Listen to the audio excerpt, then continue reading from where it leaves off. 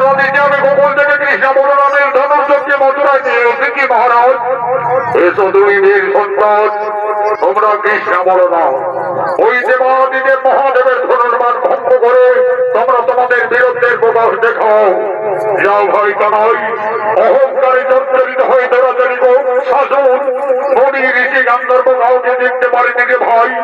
এমনকি তার পিতা উগ্রসেনকে সিংহাসন থেকে জোর করে ক্ষমতাচ্যুত করে ওই দানব সিংহাসন আরোহণ করে রয়েছে।